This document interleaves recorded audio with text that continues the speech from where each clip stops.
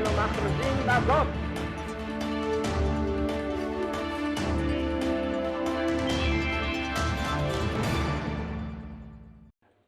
This is Barry Shaw of the Israel Institute of Strategic Studies, and this is the View from Israel series in which we invite experts and well-informed people to discuss the impending International Criminal Court investigation of Israel for war crimes.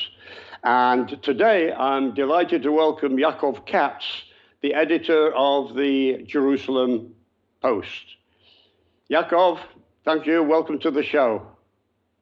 My pleasure. Yaaakov, I asked you to join me on this show after reading your fascinating article in the Jerusalem Post, Roof Knocking in the Gaza Strip. And I'd like to go into your motivation for writing this piece at this time. After all, the events you wrote about were 13 years ago, but I detect a connection to what we're experiencing today, particularly after Operation Protective Edge and the ICC pending investigation. Well, Barry, great to be with the show. The motivation for writing the story really didn't have much to do with the ICC. It had more to do with a series of articles that I was writing about how the Israeli military has succeeded in improving significantly, maybe even some could argue leading the world in this, in precision capabilities. So if we think back 20 years ago, if Israel wanted to eliminate a single terrorist, it had to drop 1-ton or half-ton bombs and level homes or apartment buildings. Today, it has the ability, as we've seen in recent operations in Gaza, to put a missile through a window onto a bed in a specific bedroom and just killing that person in that bed without harming anyone else in the apartment. And that's a fascinating story that speaks a lot about intelligence gathering and collection, technology, as well as operational capabilities.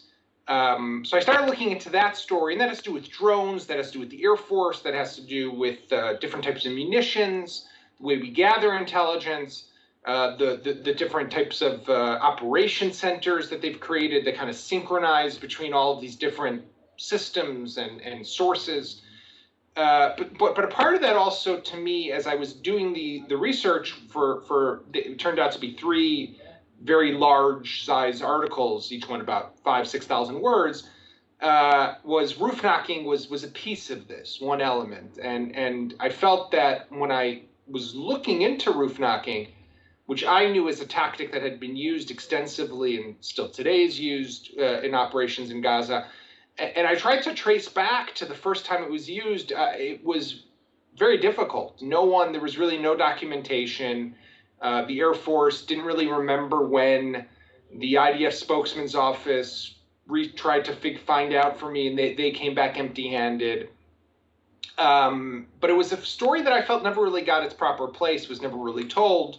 So that was really the main motivation.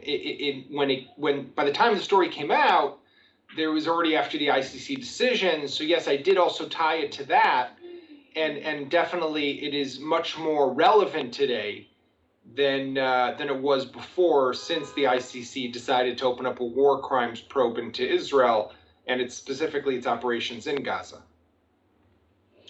Yeah, incidentally, Yaaakov, I guess the article is still in the Jerusalem Post archive. So any of our viewers want to go and find it, where would they do that?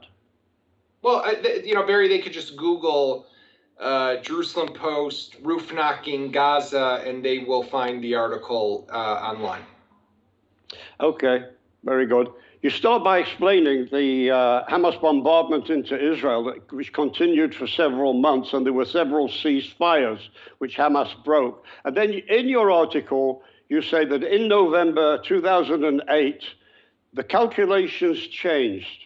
What did you mean by the calculations changed? Well, I think as we see even today, you and I are talking after a few days of recent rocket violence and rocket attacks over the weekend, nearly 40 rockets fired into Israel. The Israeli policy for forever, pretty much, since it started coming under rocket assault from Gaza, has really been containment. It's always been containment, and I think the idea was it was containment because as bad as the rockets were, the damage and the casualties were always much less than the number of rockets being fired into Israel. Obviously, if for every rocket there was someone killed or damaged or hurt, the calculation would be different. But thankfully, that wasn't the case. And obviously, ever since Iron Dome, the missile defense system became operational and effective. It's now been operational for 10 years. It's even made these rockets even less of a strategic threat to the state of Israel. With that said, always it's been the policy of containment because Israel has always strived to avoid conflict as much as possible and has always used war as a last resort. And you kind of see that as the national defense doctrine almost for the state of Israel throughout its 73 years of existence. So what led up to Operation Cast Lead, which was launched at the tail end of December 2008 and went on into the middle of January of 2009, was that it was preceded by hundreds and thousands of rockets that were fired into Israel, different ceasefires that came and went, and Israel kept on trying through Egyptian mediators to reach some sort of agreement with the Hamas terrorists in Gaza. And at some point, as the rockets continued, there was a tunnel that was discovered in Gaza that the Israeli military sent troops in to destroy, and that led to a small clash and some more rockets, and that was already at the point of where the government said this is enough, right? Our policy of containment is not working. Hamas is not learning its lesson. We have to do something bigger, larger scale. And I think that if you look at Gaza basically since 2005, when Israel pulled out of Gaza and the disengagement, till today, where we are now 16 years later, it's pretty much just been these cycles of every few years another operation. So you had the 2008-2009 Cast Lead. In 2012, you had a Pillar of Defense. In 2014, you had Protective Edge, the Gaza war of that summer. And you've had a couple of smaller scale, 2 days here, 3 days there, of fighting between Israel and Gaza. You had November 2019 was quite famous for, 2020 was 2019. Yes, 2019. I'm all confused with my dates. For those 3 days of fighting then. So you have these cycles that they just keep come and go, right? And we had what we just experienced this past weekend. So this is just part of, unfortunately, the reality that we live in. But at some point, enough is enough. And that's when that calculation changes. Right. But coming back to Operation Cast Lead and some of the steps that Israel went to, the IDF went to in order to attempt to reduce civilian casualties to a minimum. Of course, it needs to be said that we have an enemy here, an international designated terror organization, who opened up rocket fire and missile fire mortars from within the civilian population, using to a great extent civilians as human shields. So really it was a hard task for Israel, the IDF, to avoid casualties. And then we come on to the title of your article. Can you explain to our viewers who don't understand what this roof knocking is all about, how it came about? Right. So ahead of the Operation Cast Lead in the end of 2008, so as the rockets were being launched, Israel began to prepare for possible large-scale conflict and confrontation. Part of that was this recognition in the years preceding that Hamas was strategically embedding itself, as well as its capabilities and rockets and command centers and arms caches, whatever, inside civilian homes, hospitals, schoolyards.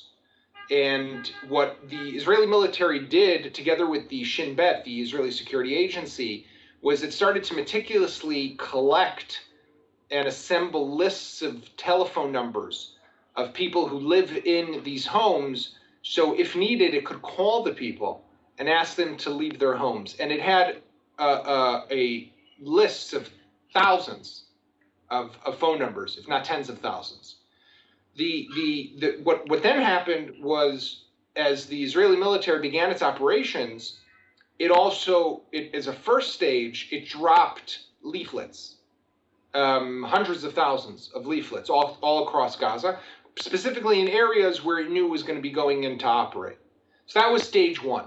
It was warning people, this is what's going to happen, this is an operation, this is the Israeli military, Hamas is here, we have to fight to defend ourselves, please vacate the area.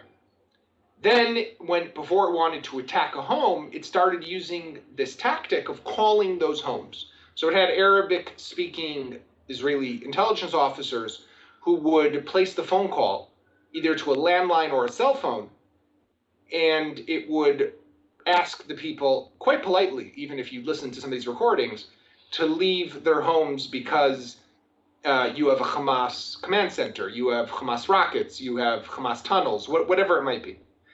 Now, there are questions that could be asked, and these are more for the legal experts, but why even bother with these phone calls if the home has already been turned into a military target?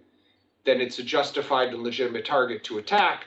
So this is where you get into questions of proportion, the value of the target versus the potential loss of civilian life of those who are uninvolved. So if you have people who live there, but they're not necessarily Hamas operatives themselves, do they necessarily deserve to die? And the answer from Israel's military legal professionals was that, no, you have to do more to try to get them to leave their homes. That's where the phone calls came in. Now, you would always have a drone up above that would be transmitting images back to Israeli Air Force headquarters and would see if the people leave the home and then order another aircraft, a helicopter, a fighter jet, whatever, to drop a bomb and destroy the structure. So this worked for about, I think, 35, 40 times, something like that. And then on one occasion, when they called up the home, the person on the other end of the line said, I'm not leaving my house. Word had gotten out that this is what the Israeli military was doing, and this person decided to gamble. So instead of leaving, the person went up to the roof and started to make indecent gestures to the drone that was up above.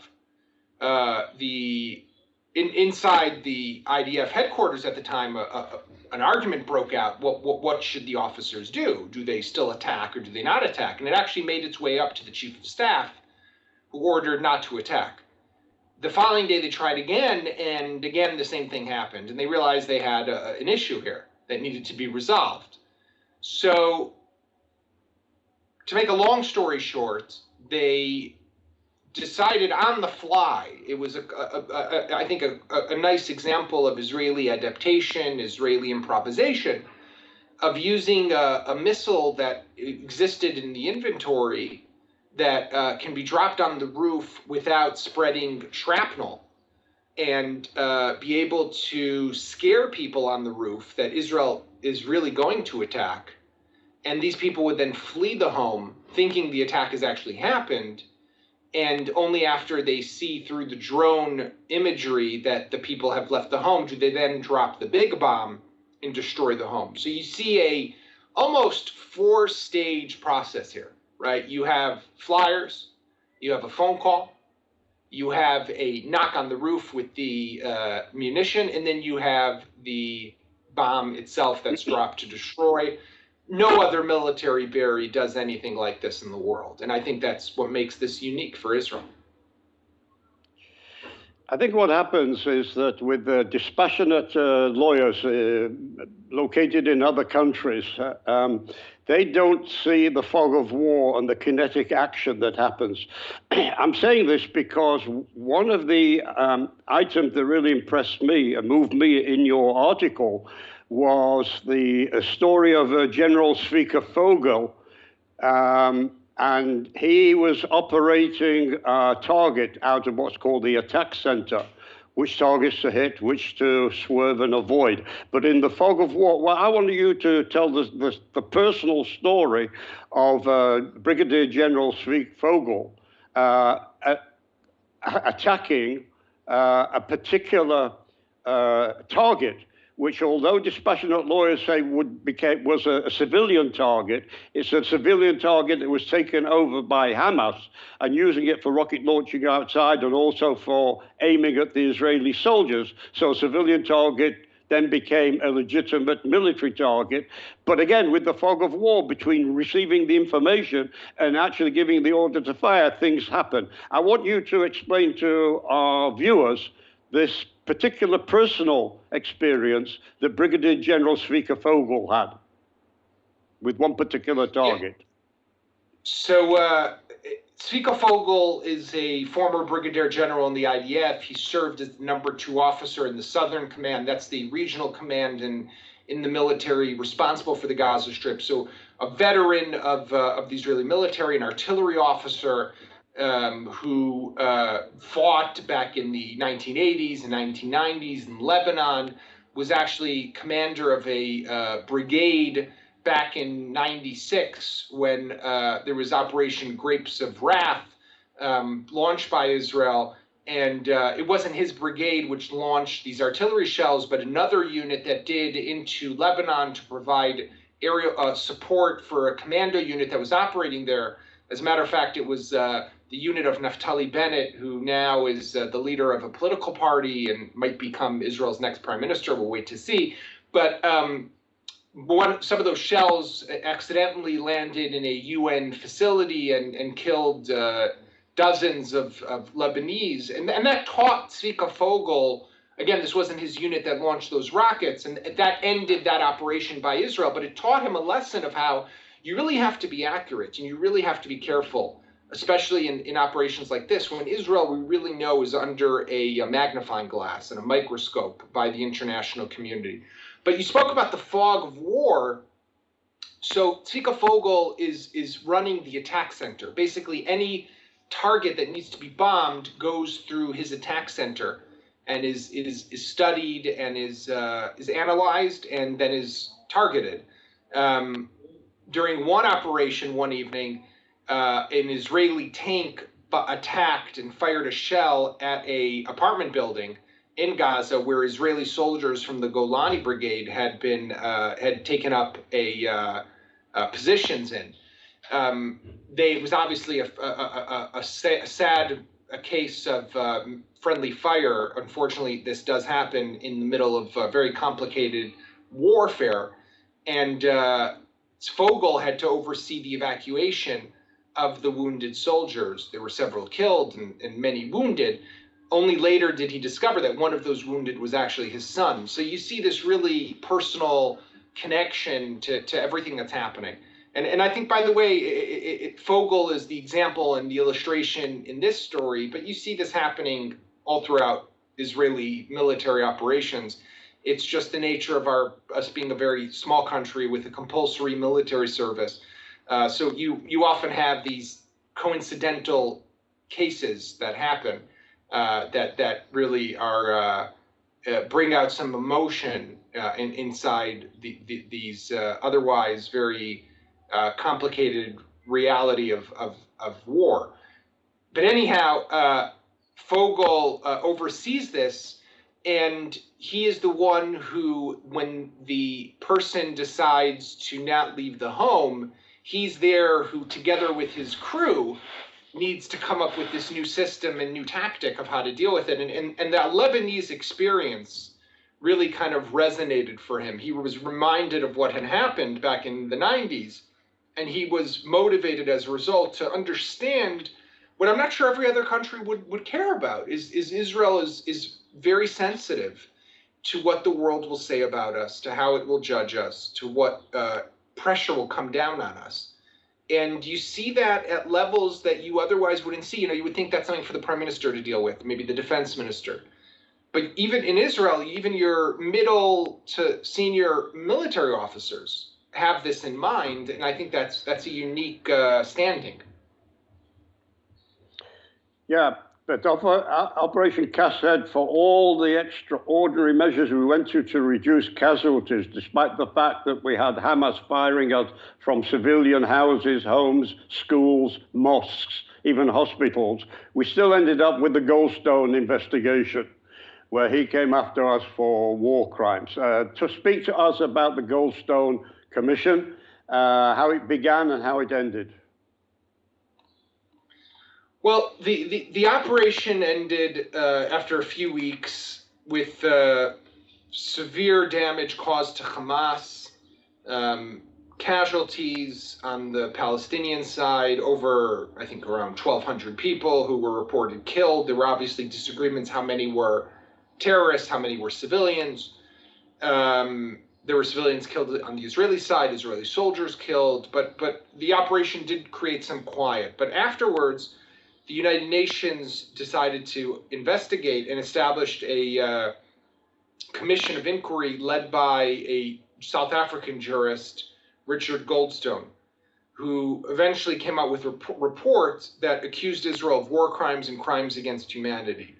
It would take Judge Goldstone some time to actually walk back those allegations, but it definitely caused Israel significant damage diplomatically and on the international arena, and was a real lesson in how these types of operations do not happen in a vacuum, right? They are part of a larger battle that is fought that includes the battlefield in Gaza, but also public diplomacy, which I fear we still have not learned enough of how to manage yet, despite some of these experiences.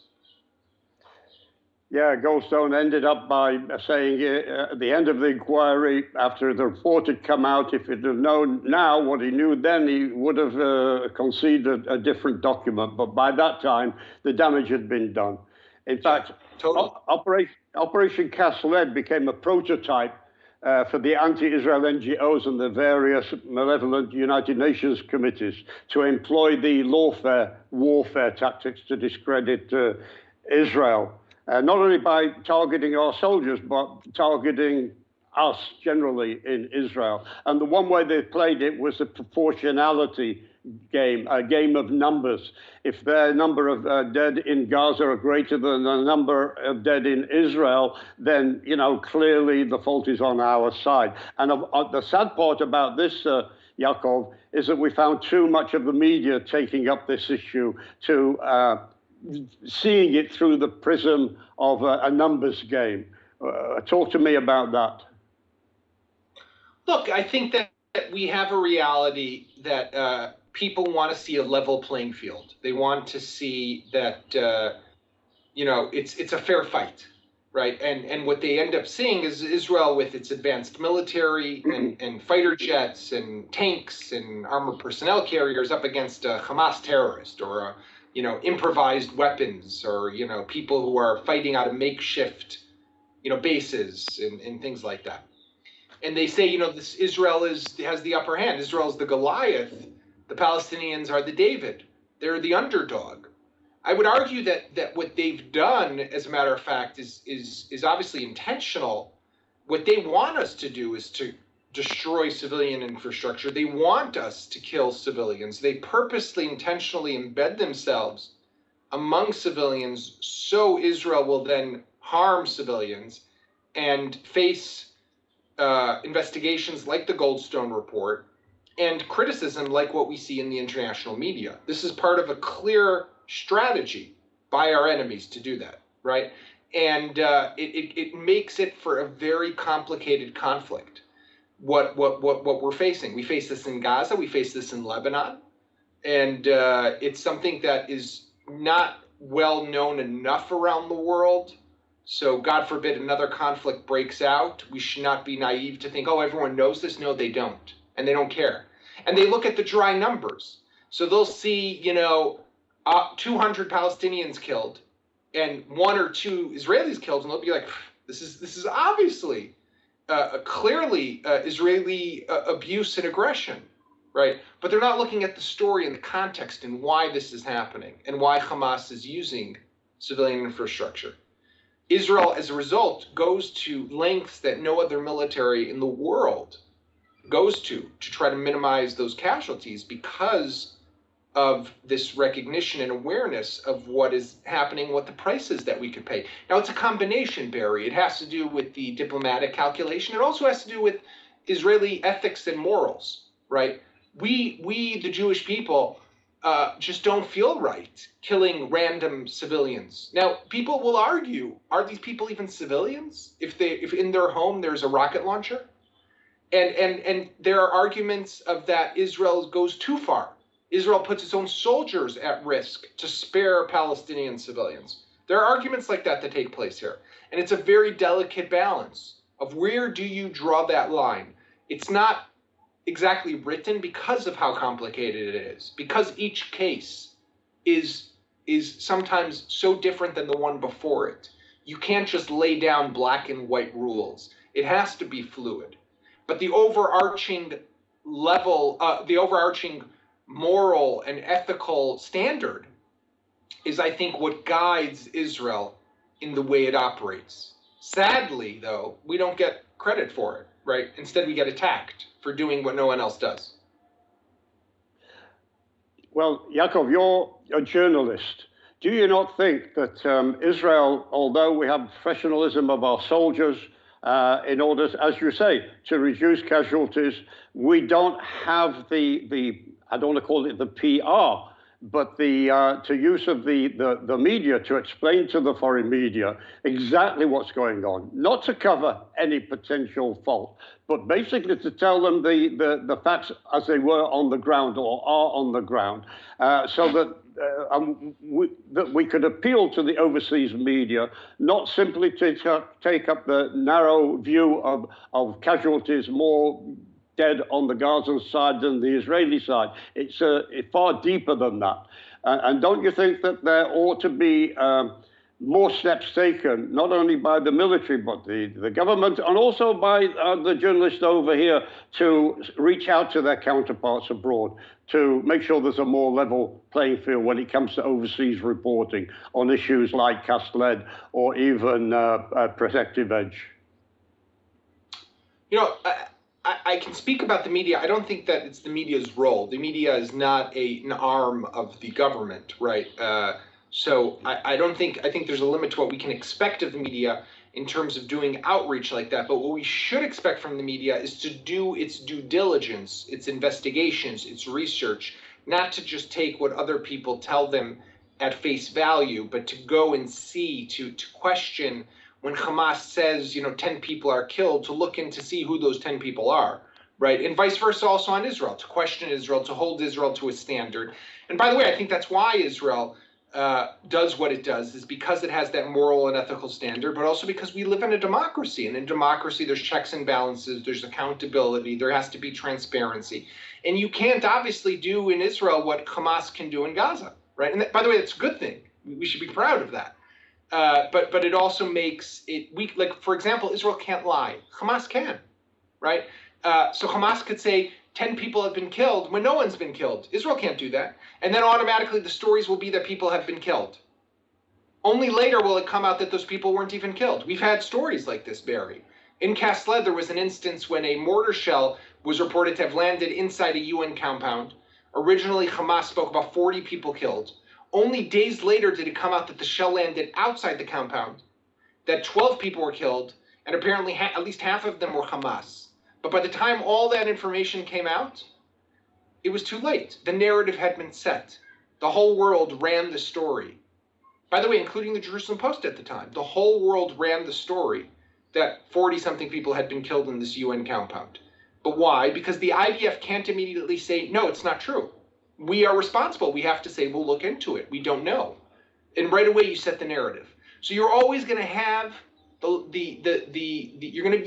Israel is going to be the underdog in that case because of the fact that it holds itself to higher standards of credibility, of reliability, of trust. Can the country do more? Of course it can. Can the government do more? Of course it can. It needs to invest resources. It needs to invest attention. It needs to invest in interest in all of this. Sometimes it does better than it does other cases, but I still feel overall that there's more that this country can do to improve the way it tells these stories. It tries to influence and impact that narrative during times of conflict. Yeah, I certainly think there's a room here for more investigative reporting from the overseas, the foreign media. They go into other war zones, Syria, Iraq, and other places to do brave investigative reporting, but not too many of them come into the war zones over here in Israel. And we have the Meir Amit Terrorism Intelligence Center, which often repeat during Operation Cast Lead, reported that although certain Gazan deads were put down as civilians, they were in fact terrorists. Also, Palestine Media Watch. I think there's a room here also for the foreign media to actually do a deeper dive when it comes to what's going on here between Israel and our enemies. But, Yes. But as I said, sorry, go ahead. No, I was agreeing with what you were saying. Yeah. Okay. But then we go from Operation Cast Lead and Goldstone up now to Operation Protective Edge and Fatah Bensouda, the special prosecutor for the ICC. And they are potentially about to embark on an investigation of war crimes again, this time here. And that pertaining to your article, and the premise of Goldstone, did you notice a similarity, or was this a motivation for you to actually post that article? Well, again, I think that, we do see this similarity, this bias against Israel. We saw it during the Goldstone report. We see it in the intention of the ICC prosecutor to investigate Israel and to open up a war crimes probe. This is ignoring what's really happening in reality, ignoring the fact that Israel has a judicial system and checks and balances, and that we ourselves, as a country, know how to investigate alleged crimes that are caused or carried out by soldiers in a battlefield and during times of war. This is something that is a gross abuse also of what the ICC was actually set up to achieve and to educate, right? It wasn't meant to do instances like this. It was established for acts of genocide and really crimes against humanity. But this is part of an agenda by the Palestinians, by Israel's detractors, to use legal means to weaken us, to isolate us, to ostracize us. So far, it has not succeeded. The ICC is definitely a grave challenge for the state of Israel that needs to be taken seriously because of the international reach that it has, the status of an ICC investigation. It's a huge diplomatic, legal challenge for Israel, without a doubt. Yeah. Now, as a result of this more recent attempt at an investigation against Israel for war crimes, several countries supported actually Israeli Attorney General Mandelblik's claim that the ICC, in fact, doesn't have any jurisdiction over Israel. And this was supported actually by the UK Prime Minister Boris Johnson, who wrote a letter, and I have a copy of it over here, in which he, again, joined Mandelblik in saying that, in his opinion, the ICC doesn't have any jurisdiction against Israel for a number of reasons. One, because Israel has been investigating war crimes and other deviant behavior by Israeli soldiers, which neutralizes, according to ICC rules, their need to investigate Israel. And secondly, that the Palestinian entity is not a state according to the Rome Statute, despite the fact that they've made the Palestinian Authority a member of the ICC. Now, what happened in Britain was the Palestinian envoy, however, made contact with some Labour members of Parliament in Britain, and an opposition to Boris Johnson's letter was raised in the House of Commons. But I understood that you had a meeting with the UK ambassador to Israel and had a conversation with him. Was this issue of the ICC and jurisdiction and other matters raised with him in your interview or meeting with him? Yeah, so I spoke together with our diplomatic correspondent Lahav Harkov with Neil Wiegand, who is the UK ambassador to Israel. And we spoke about a range of issues, including ICC, and he restated or reiterated Boris Johnson's letter, which expressed the opposition to the ICC. We have to remember that Britain is a signatory to the Rome Statute that established the ICC back in the early 2000s, and you mentioned very correctly that the Palestinians were admitted as members, and that was a couple of years ago when they launched that initiative to get accepted to potentially hold this threat of legal warfare over Israel's head, and that has been successful.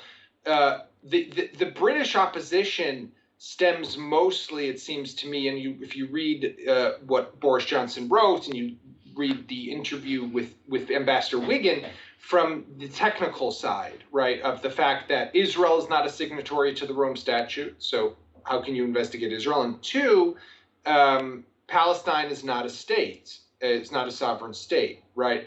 But the other element of this is also the fact that Israel has its own, like I mentioned before, its own independent judiciary, which is capable of adjudicating these cases independently without needing to rely or required to rely on international tribunals like the ICC, and that's the one of the criteria is what the ICC looks into is to see if the state or the sovereign country which it's investigating has gone through the motions of a real, proper, thorough investigation.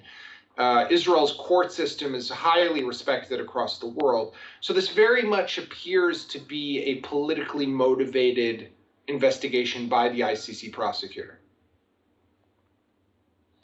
Okay, very good. Yaaakov, thanks for that. But let's move on from the ICC and war crimes. Shadow Strike. Inside Israel's secret mission to eliminate Syria's nuclear power. A fascinating book authored by you. Now, you have a chapter called Wag the Dog. And what piqued my curiosity, if I sum it up this way, an Israeli prime minister facing criminal charges, found guilty of receiving bribes, tied up in court, yet facing an existential threat to Israel. Sounds familiar today, probably. But you weren't talking about Benjamin Netanyahu. Who were you talking about?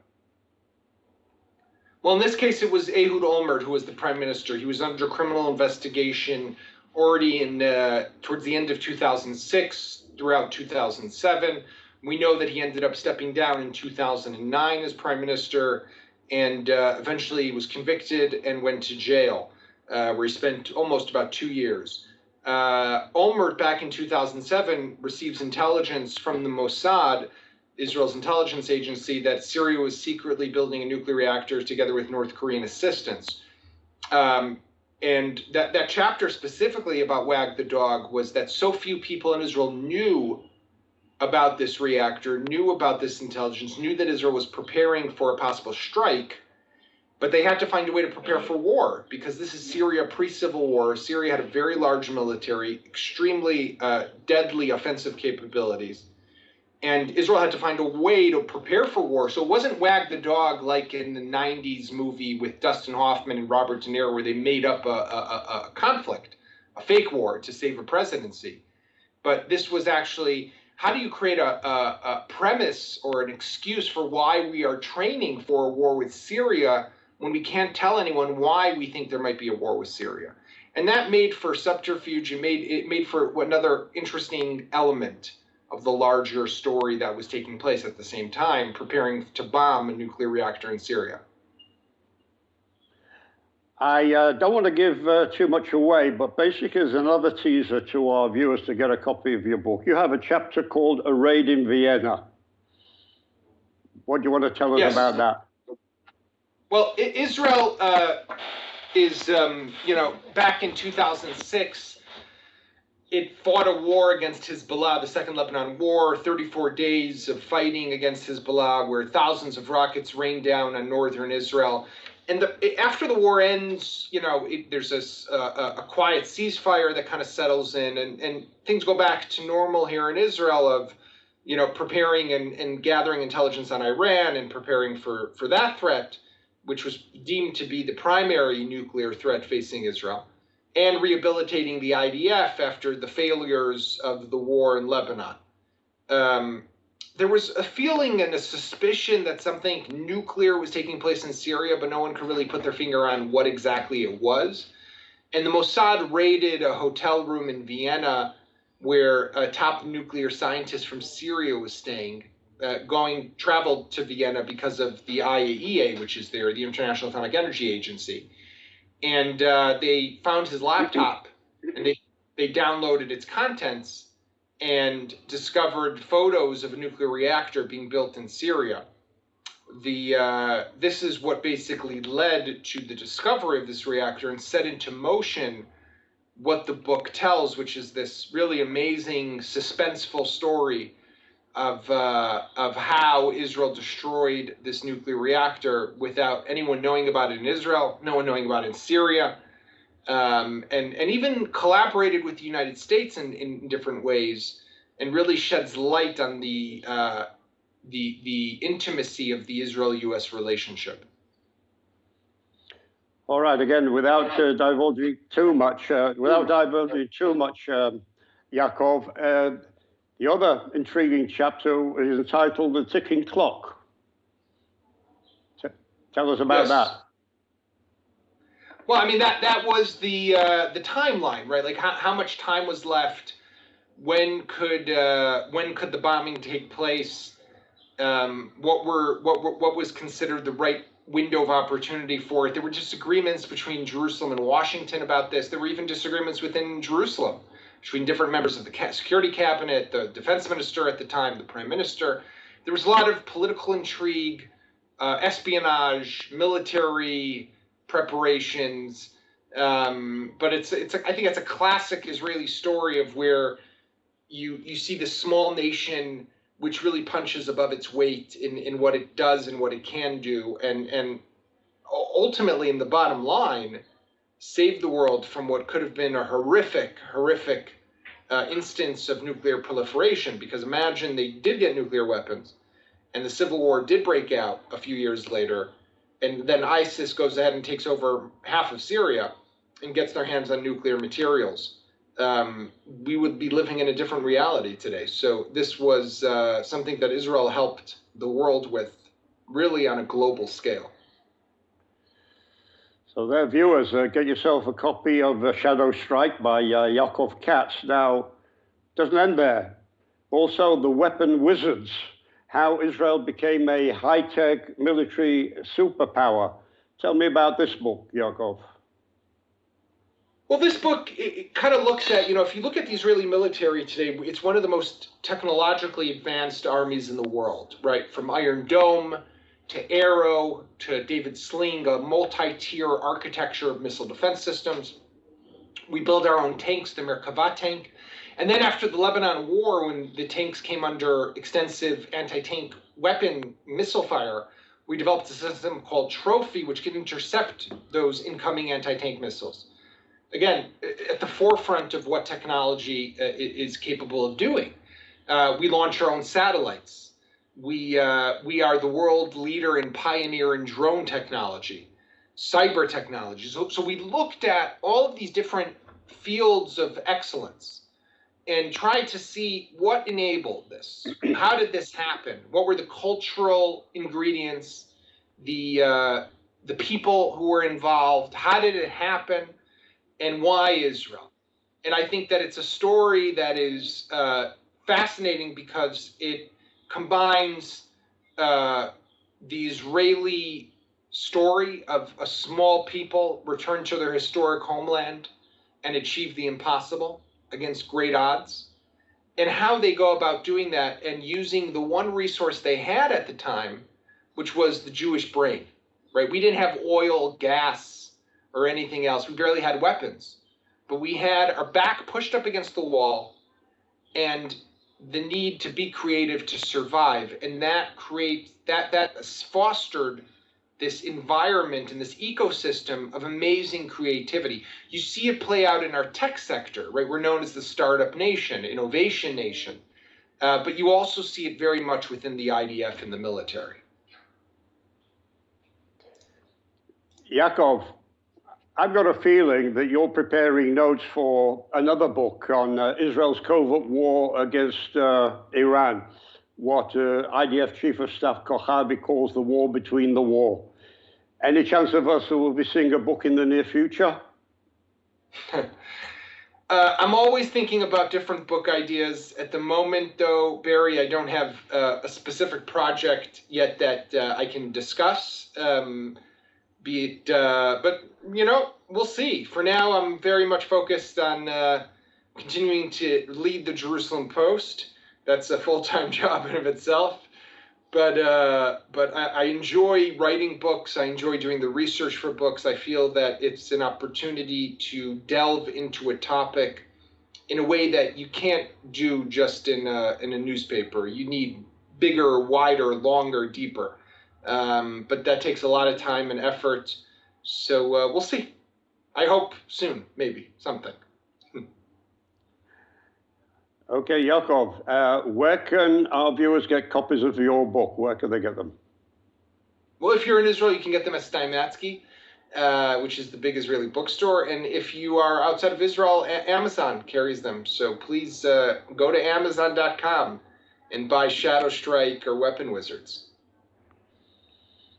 Okay, Yaaakov Katz, editor of the Jerusalem Post, thank you very much for a fascinating discussion. Thanks very much. And to our viewers, thank you for joining us. And if you enjoyed this interview, please share it with all your friends and acquaintances or people in either the National Security, Strategic Affairs, Industries, Institutes, or whatever. This is Barry Shaw for The View from Israel saying thank you for joining me.